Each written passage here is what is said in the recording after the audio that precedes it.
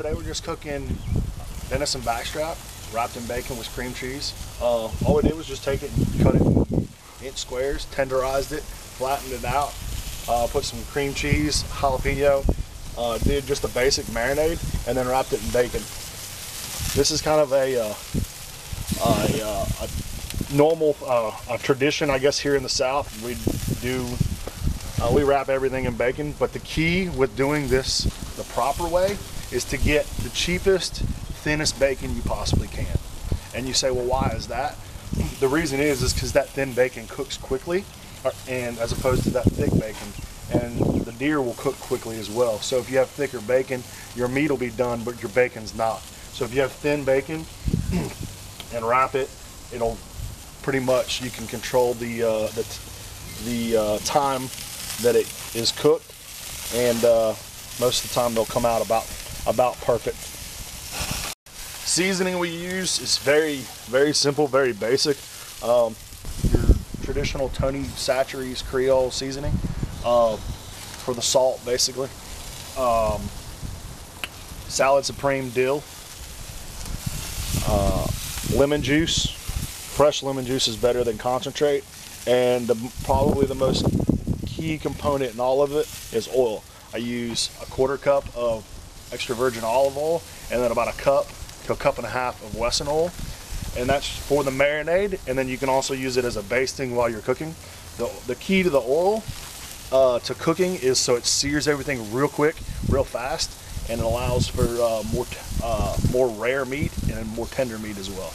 In regards to time-wise and marinating, you can't ever do it too long, in my opinion. A day is fantastic, but if you have it, if you do it in the morning and start to marinate and cook in the afternoon, you can get a pretty good marinade there.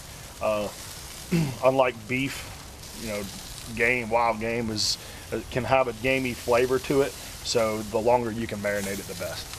Before I marinate, one thing I do is I'll put the meat, once it's been tenderized, I'll put it in just a bowl with just plain cold water. And you say, why plain cold water? Well, that will actually flush that blood out of the meat, which will eliminate a lot of the gamey flavor that the deer will actually have, or elk, or any other type of wild game. And I'll do that probably 8 to 10 times just to get that blood out. When it gets dark, I flush it. Another thing to kind of help cover up the gamey flavor is garlic. Some people like garlic, some people don't, but a lot of times you can't even taste it. In this instance, you wouldn't even know that there was garlic in there, but it really helps camouflage the gamey flavor that some meat can't have. This is the oil marinade that we created with the oil and Tony's and dill and Salad Supreme. A lot of people just throw it away. All I do is use it as a basting.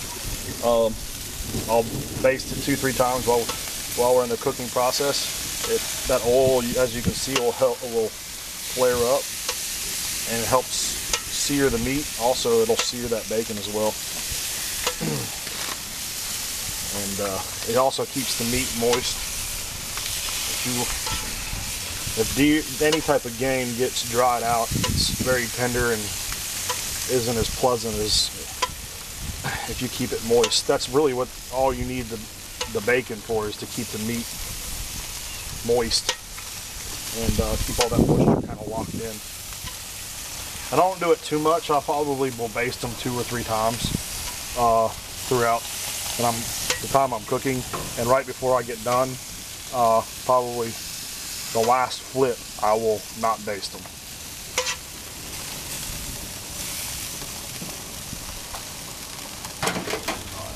These are not toothpicks, they're actually green bamboo skewers.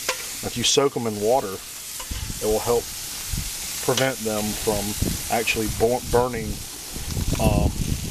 completely. They're gonna naturally burn a little bit, but if you soak them in water for an hour or so, it'll help the process out significantly.